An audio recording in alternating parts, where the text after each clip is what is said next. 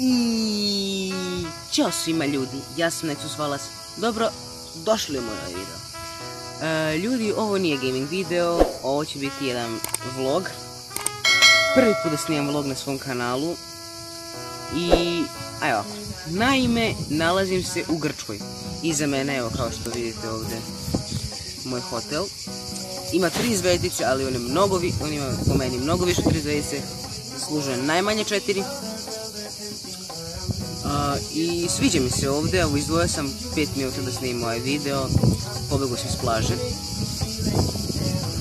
Pa to je iskreno, ovo je jedno jako divno mesto i to izgleda bazen i bar. Imate i dole da iznajmite biciklove, ne znam da li vidite, no dobro.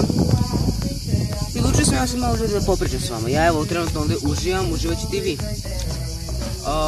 Mogu vam reći da će na moru biti još klipova, ali ovo je čisto prvi.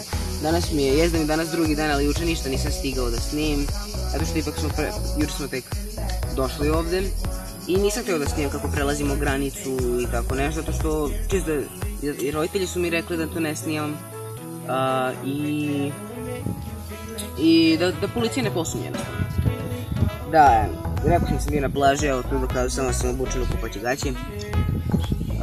Pa uglavnom to je to ljudi, uživat ćete i vi i da mogu da vam sam kažem nešto, očekujte još klipova, znači vratit će se sa Brawl Starsu zato što je izašao novi brawler Tik koji je sjajan i jednostavno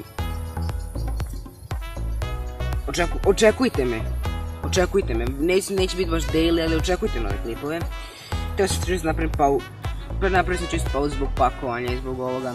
I trebao sam dan prije mora da okačim video u kojem sam snimao PUBG i gdje sam bio 5. Ja mislim 5. da.